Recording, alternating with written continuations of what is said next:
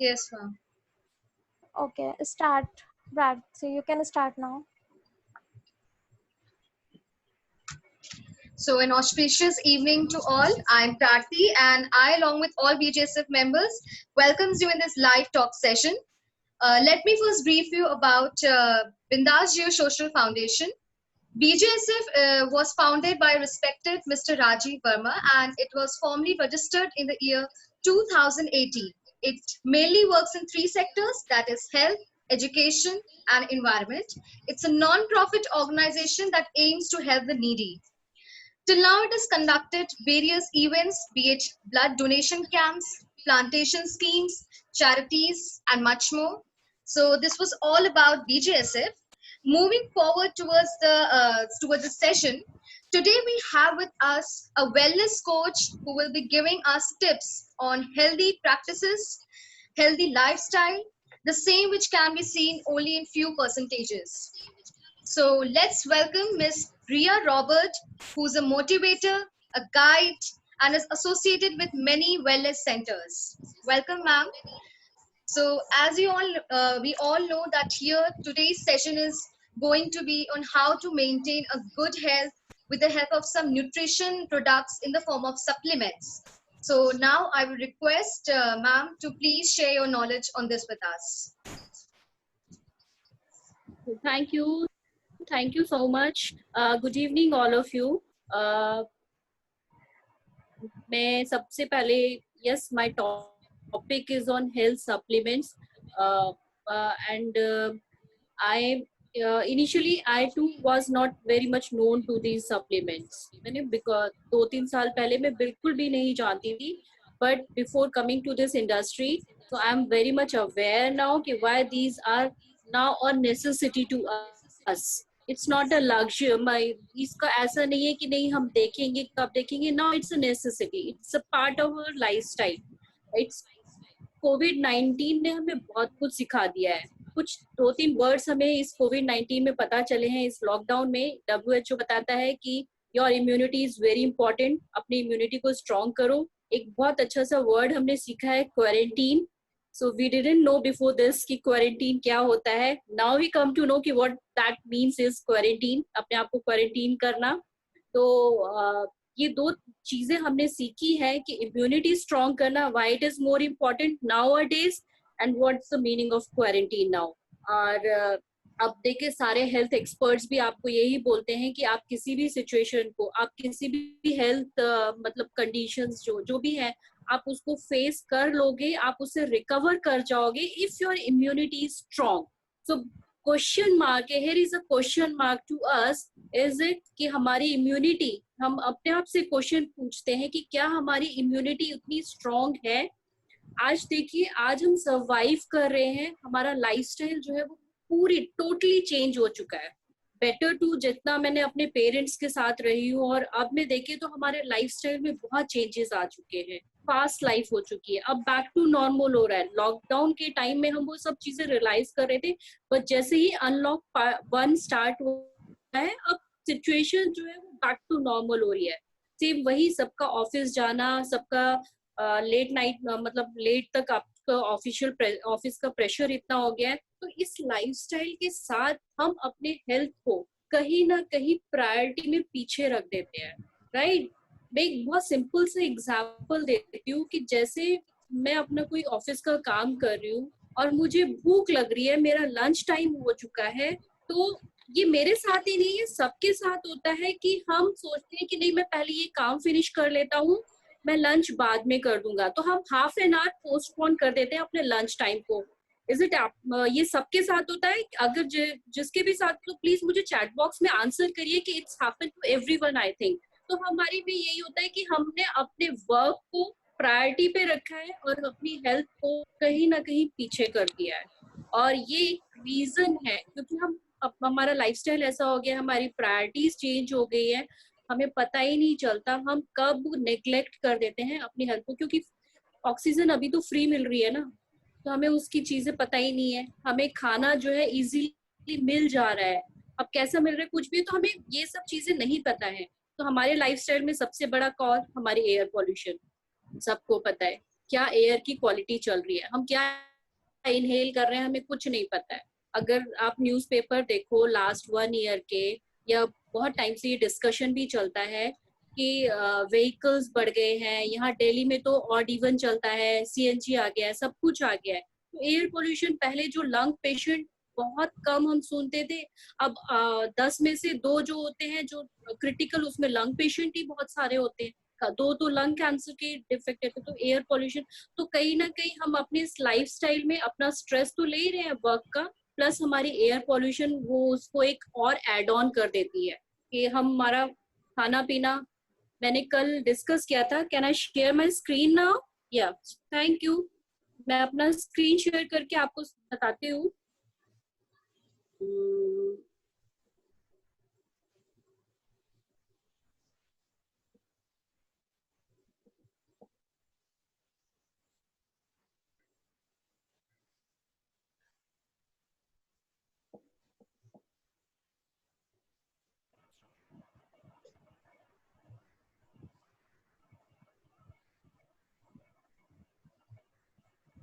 ये these are the pillars of optimal health. Nutrition, क्या हम सच में वो न्यूट्रिशन हमें मिल रहा है?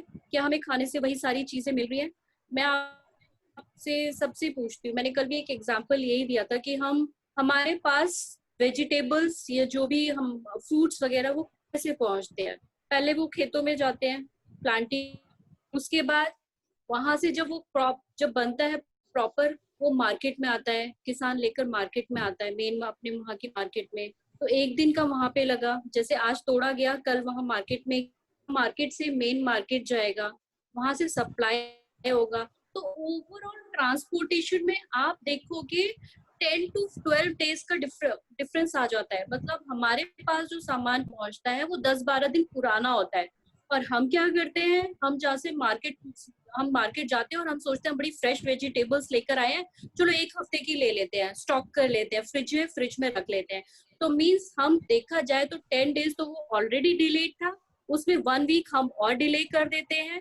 तो मतलब हम 17-18 दिन पुरानी सब्जियां खा रहे हैं, ठीक है। और वो 17 वो पहले, तो हम उसी हिसाब से देखेंगे कि हमें न्यूट्रिशन वो 7 days में जो ऑलरेडी ट्रांसपोर्टेशन में जो डिले होगा, तो वो एक चीज को रखोगे तो 7 दिन के लिए उसको ट्रैवल के चाहिए, तो ऑब्वियसली वो प्रिजर्वेटिव्स लगाएंगे, कुछ केमिकल उस पर लगाया जाएगा ताकि वो जब आपको मिले तो हमें उसी सेम कंडीशन में मिले। हम भी तो हर चीज देख कर लेते हैं ना, जो दिखने में सुंदर वही अच्छा होगा।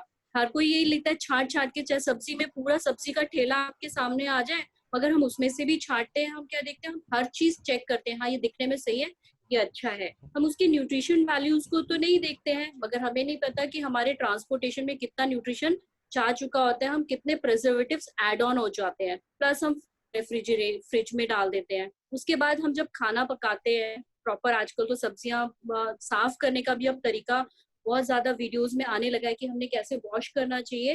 दैट इज गुड कि हमें पता चल रहा है कि कैसे केमिकल हम रिमूव कर सकते हैं। बट उसके बाद भी हम क्या करते हैं, हिंदुस्तानी खाने, मैं एक हिंदुस्तानी हूँ तो मैं हिंदुस्तानी खाना मैं जानती हूँ कि हम खाना कैसे बनाते हैं। हम खाना न्यूट्रिशन को देखकर नहीं बनाते, हम खाना बनाते हैं टेस्ट। मेरे घर में तो यही चलता है, टेस्ट अच्छा होना चाहिए कि एक बाइट लो तो हाँ तब खाने में मजा है। टेस्ट का कहाँ है, बहुत अच्छा सा सारी सब कुछ डालो, मगर तड़का अच्छा होना चाहिए, ये सब चीजें।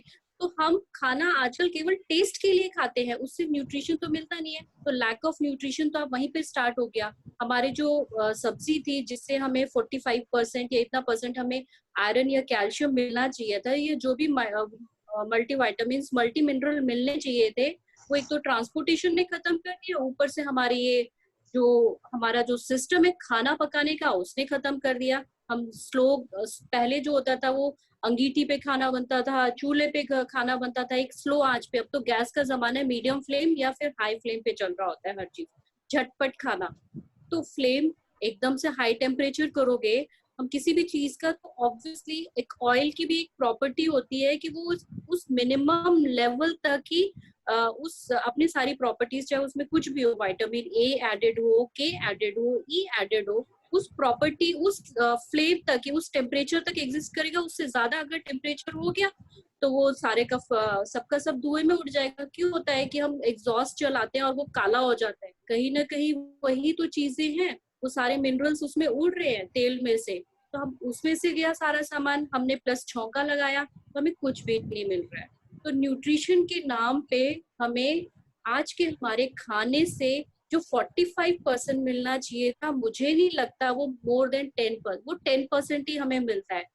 तो 35% का जो गैप एवरी डे हमारे न्यूट्रिशन में आ रहा है, वो गैप कैसे कवर करोगे? हमारा एडिक्वेट रेस्ट ले पाते हैं? चलो आजकल तो हमें बहुत रेस्ट मिल गया है, मगर जनरली क्या हमारे पास रेस्ट हो पाता है? मैं अपनी ही कंडीशन बताती हूँ। मॉर्निंग में उठती हूँ, अब तो बच्ची का स्कूल नहीं है फिर भी, बट मॉर्निंग में 5:30 हमारा स्टार्ट हो जाता है, 5:30 उठते हैं, मगर सोते सोते 10 बजे बहुत बहुत कभी हो गया, नहीं तो आजकल 12 आराम से बज जाते हैं। 12 बजे और मेरी तो वो नींद पूरी ही नहीं हो पाती। हमारा रेस्ट बिल्कुल नहीं है। लाइफस्टाइल, मैं बता रही हूँ, कहीं ना कहीं लाइफस्टाइल है, हमारा लाइफस्टाइल इतना चेंज हो गया है कि हमारा वो प्रॉपर नींद नहीं है। मगर हाँ, now I am very much aware, तो मैं अब वो ट्राई करती हूँ कि मैं 7 to 8 आवर्स स्ट्रेट स्लीप लूँ। मेरे को ब्रेक में नहीं चाहिए, एक स्ट्रेट स्लीप चाहिए। नेक्स्ट, एक पॉजिटिव एटीट्यूड। ये हमारे ऑप्टिमल हेल्थ के पिलर्स हैं। पॉजिटिव एटीट्यूड डेफिनेटली मैं बहुत सारे लोगों से कंसल्ट करती हूँ, बहुत सारे लोगों से आजकल बातें करती हूँ। पॉजिटिव एटीट्यूड कैसे आएगा? मैं अपना बताती हूँ, मेरा जो नेटवर्क है, मेरे ग्रुप में मेरे साथ जो लोग हैं वो 1400 के करीब लोग हैं। और 1400 के लोगों से ऐसे ही नहीं बना। जब मैं एक एक लोगों से कंसल्ट करती हूँ, कहीं ना कहीं मेरे साथ जो बहुत सारे लोग थे वो डिप्रेशन के थे। हर एज ग्रुप का मेरे साथ काम करता है। एक दो लेडीज आई थी, दे आर अबव 55, तो उनके बच्चे सब बाहर सेटल हो गए, और ये तो उनका जो लाइफ को जीने का जो पॉजिटिव, वो हमेशा था कि अब क्या करना है जी के, वो धीरे धीरे डिप्रेशन में जा रही थी। और आज ये डिप्रेशन किसी को जॉब का है, किसी को अपने वर्क का है, किसी को अपना लाइफस्टाइल का है। तो ये डिप्रेशन है, मीन्स पॉजिटिवनेस खत्म हो गई है, वो पॉजिटिव एटीट्यूड नहीं रहा है। तो कहीं ना कहीं वो, अभी कल हम डिस्कशन में चल रहे थे, स्ट्रेस कहाँ से आएगा? वो स्ट्रेस इसी वजह से आता है, हमें नहीं पता चलता। आजकल तो स्ट्रेस में ऐसा वाला हो गया है कि फ्री में ले आओ, फ्री में ही हमारे साथ चल रहा होता है हर चीज, कहीं ना कहीं कुछ ना कुछ चल ही रहा होता है दिमाग में, दिमाग कभी फ्री नहीं होता है। प्लस एक एक्सरसाइज नेग्लेक्ट हो चुकी है। अब ध्यान देने लगे हैं लोग, बहुत काफी अवेयर हो गए हैं, योगा प्रैक्टिस होने लगी है, जिम जाने लगे हैं लोग, मेडिटेशन करते हैं। बट फिर भी कितने परसेंट, मेजोरिटी अभी भी उसी में है कि सब कुछ बैठे बैठे मिल जाए, क्योंकि सुबह उठते ही ऑफिस जाने की टेंशन, ऑफिस जाने का, फिर वहां से आते हैं लेट इतना हो जाते हैं, थक इतना जाते हैं कि बस खाना खाओ और सो जाओ, तो we hardly get time to exercise. तो ये सिचुएशन में कॉमन लोगों की बता रही हूँ। अगर आप में से बहुत सारे लोग होंगे जो एक्सरसाइज करते हैं, इट्स गुड, बहुत अच्छी बात है कि हम लोग अवेयर है। बट काफी लोग ऐसे हैं जिनको नहीं पता, जिनके पास टाइम नहीं है। मैं ये नहीं कहूंगी कि अवेयर नहीं है, अवेयर है बट टाइम नहीं है, टाइम मैनेजमेंट की कमी है। तो ये कुछ कंडीशंस हैं, ये कुछ मैं बोलूँ कि आपके हम सबके साथ होता है, कि जिसकी वजह से हमें सप्लीमेंट्स की कहीं ना कहीं लाइफ में जरूरत पड़ जाती है। इनकी वजह से हमारी बॉडी में बहुत सारी डेफिशिएंसीज आ जाती है। मैं आपको अपना ही एग्जांपल बताती हूँ। आज से 2 साल पहले मेरे कान में दर्द हुआ था, एंड मैं जब ईएनटी के पास गई, मैंने am I audible to all? Yes, ma'am. Yes, ma'am. Okay, thank you. तो मैं डॉक्टर के पास गई, मैंने उनको सब कुछ बताया, उन्होंने मेरा वर्क को ऐसे पूछा, फिर कहते कि आप ना स्ट्रेस मत लो। मैंने कहा सर मैं तो स्ट्रेस लेती ही नहीं, मेरा तो प्रोफेशन। कहते नहीं आप स्ट्रेस। मैंने कहा स्ट्रेस का और ईयर इन्फेक्शन का क्या रिलेशन है? कहते मैम रिलेशन है, आजकल हर प्रॉब्लम का, हर बीमारी का जो रिलेशन एक स्ट्रेस से बहुत रिलेटेड है। स्ट्रेस कुछ भी ट्रिगर कर देता है। तो आप देख रहे हैं कि हम मतलब स्ट्रेस ना चाहते हुए भी हमारी बॉडी, हमारे जो लाइफ में स्ट्रेस आ जाता है। तो उसने बोला कि बहुत सारी चीजें ट्रिगर हो जाती है। आपका बीपी एकदम से शूट अप हो सकता है, आपका शुगर शूट अप हो सकता है। ये सब चीजें कहाँ से आती है? स्ट्रेस से आती है, और प्लस न्यूट्रिशन में और हार्मोनल। मेरे पास बहुत सारे केसेस आते हैं, बहुत यंग बच्ची हैं जिनके हार्मोनल प्रॉब्लम है। कहाँ से? इतने छोटे छोटे बच्चों के, 10-11 साल की बच्चों को हार्मोनल प्रॉब्लम्स आ रही है। कहाँ से आ रही है? वो प्रॉब्लम आ रही है न्यूट्रिशन से। न्यूट्रिशन मिलता ही नहीं, हमने तो फिर भी कुछ खाया होगा, मगर मुझे नहीं लगता आज मैं अपनी बच्ची को क्या दे पा रही हूँ। दूध देती हूँ, अगर दूध में कितना कैल्शियम उससे मिल रहा है सबको पता है कि कितना अडल्ट्रेशन है आजकल। कल हम डिस्कस कर रहे थे कि जो एक क्रॉप जो 9 मंथ्स लेती थी, एक फसल जो 9 महीने, जो एक पर्टिकुलर टाइम होता है कि 9 महीने में पककर तैयार होगी, अब हर तीसरे महीने तैयार हो जाती है। कैसे कैसे हो जाता है कि उनको इतना ज्यादा फर्टिलाइज, इतना जल्दी जल्दी उनको पेस्टिसाइड ये सब दिया जाता है कि वो एक इंजेक्शन लगा के लौकी को रातों रात बड़े कर देते हैं। एक इंजेक्शन लगाया, तरबूज खरबूज कुछ भी होगा, कुछ भी खाने पीने की चीज उन्हें, क्योंकि डिमांड इतनी बढ़ गई है, सप्लाई कम है, तो कुछ ना कुछ अदर मेथड तो निकालेंगी। तो हमारे न्यूट्रिशन जो हम सोच रहे हैं कि हम ये खा रहे हैं, तो एक बार सोचिए कि क्या हम वो सही, क्या हमें वो प्रॉपर न्यूट्रिशन मिल पा रहा है। यही है, हमारा लाइफस्टाइल ही इस तरीके का हो गया, बहुत भाग दौड़ का। ये ट्रांसपोर्टेशन की ही मैं बातें कर रही थी। तो इसी मैंने जो बोला कि न्यूट्रिशन की कमी हो गई है हमारे फूड में, हमारे हर चीज में, तो ये हम डेफिशिएंट हो जाते हैं। और इसीलिए मेरा ये मानना है कि हमें सप्लीमेंट्स की जरूरत पड़ती है अपनी एवरीडे लाइफ में। अगर एक लेडी को 1300 mg कैल्शियम चाहिए या 1000 से लेके 1200 mg का कैल्शियम चाहिए, तो मैं मानती हूँ दूध से कितना, यहाँ पे हम बहुत सारी लेडीज होंगी, मैं केवल 1 गिलास दूध पीती हूँ, अगर 1 गिलास दूध से मुझे उतना कैल्शियम मिल जाता होगा, और उससे तो इतना अडल्ट्रेशन होता है, मैं मानू तो मान लो कि मुझे 100 ग्राम वहां से मिल गया, बाकी का कहाँ से लेकर आऊंगी। मैंने मखाना खा लिया, चलो बहुत अच्छा कैल्शियम का सोर्स है वो, बाकी का कैल्शियम मैं कहाँ से लाऊं। वेजिटेबल्स जो मैंने पूरा दिन खाया है, मान लिया मेरे को मेरा जो 1000 mg जो मुझे चाहिए था, सब कुछ ओवरऑल में पूरा डे का इंटेक देखूं, मैं 700 800 इतना भी बाकी का कहाँ से लेकर आऊं। जो हर दिन 200 mg 300 mg जो मैं डेफिशिएंट होती जा रही हूँ, मैं क्या करूंगी उससे डेफिशिएंसी का। एक दिन होगा कि एक दिन होता है कि जब हम कुछ टेस्ट करवाते हैं, तब हमें पता चलता है कि हम कैल्शियम डेफिशिएंट है, हम विटामिन डी डेफिशिएंट है, हम B12 डेफिशिएंट है। It's a very common now, किसी को भी पूछो तो सबसे पहले डॉक्टर यही सजेस्ट करता है कि आप ये लीजिए, ये लीजिए, ये लीजिए। आई हैव मेरे एक नोन है, और वो मेरी बहुत अच्छी फ्रेंड है, she is a professor in Delhi university, Miranda house में है वो।